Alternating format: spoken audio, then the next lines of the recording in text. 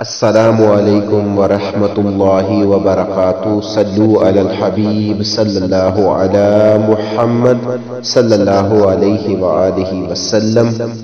اس وقت ایک جو بہت بڑا مسئلہ ہمارے گھروں میں ہے وہ ہے لڑائی جھگڑے میاں بیوی کے درمیان، بچوں کے درمیان۔ میاں بیوی کے درمیان جو لڑائی جھگڑے ہوتے ہیں، اس کی بیسیکلی وجہ یہ ہوتی ہے کہ ہم رشتوں کی اچھے طریقے سے پہچان نہیں کر پاتے۔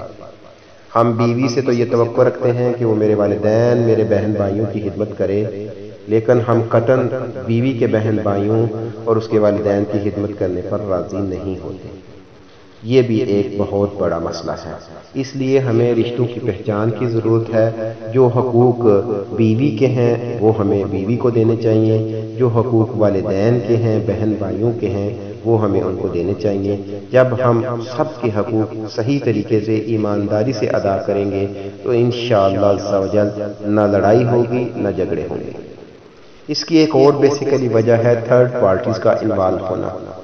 تھرڈ پارٹیز میں یہ ہوتا ہے کہ بہت سے ہمارے ہاں یہ ماحول ہے کہ گپیں اور فضول ٹائم کو ضائع کرنے میں ہم لوگ لگے رہتے ہیں، اور اس کا وجہ یہ ہوتی ہے کہ ایک عورت جب آتی ہے تو وہ دوسری عورت کے سامنے اپنے خامد کی تعریفیں کرتی ہے، میرا خامد ایسا ہے، میرا خامد مجھے اتنے پیسے دیتا ہے۔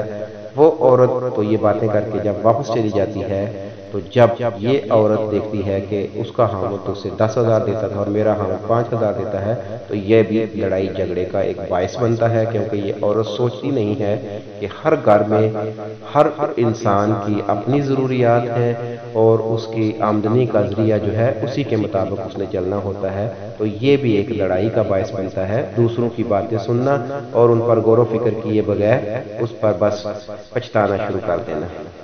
اس کا بھی ہمیں خیال رکھنا ہوگا۔ اور اس کے علاوہ جو ہے ہمیں مہینے میں ایک دفعہ اگر ہم یہ عمل کر لیں تو لڑائی جھگڑے تو تہ سے ہی ختم ہو جائیں گے۔ وہ یہ ہے کہ ہم مہینے میں ایک دفعہ میاں بیوی ایک دوسرے کے سامنے بیٹھ جائیں، تو یہ تو مدینہ مدینہ۔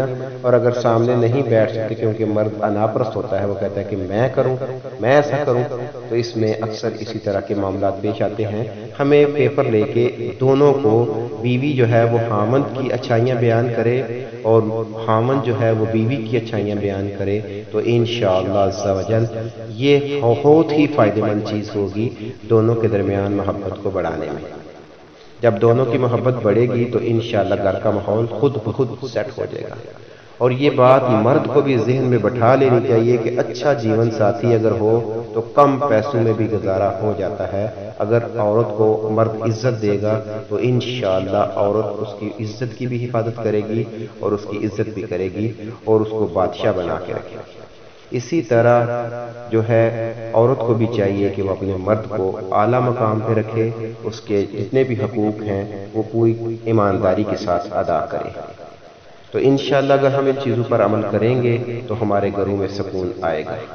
اس کے علاوہ ہمیں درود شریف اور استغفار کی کثرت کرنی ہے، صدقات کو اپنی زندگی کا حصہ بنانا ہے، اور جو ہے یا ودودو ہر نماز کے بعد 29 دفعہ اول درود شریف کے ساتھ یا ودودو کسی چیز پر پڑھ کر دم کر کے کھانے والی چیز میں ملا کر آپ گھر میں استعمال بھی کر سکتے ہیں۔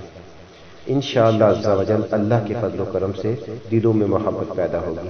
اللہ عز و جل سے دعا ہے کہ اللہ عز و جل تمام جو میاں بیوی ہیں، تمام جو جوڑے ہیں اور تمام مسلمان جہاں جہاں بھی ہیں، ان میں اگر کسی قسم کا کوئی لڑائی جھگڑا ہے تو یا اللہ عز و جل تو اپنے خاص فضل سے انہیں معاف فرما کے لڑائی جھگڑوں کو محبت میں تبدیل فرما دے اور سب کے گھروں میں سکون عطا فرما دے، سب کے دنیا اور آخرت میں کامیابی عطا فرما دے۔ السلام علیکم ورحمۃ اللہ وبرکاتہ۔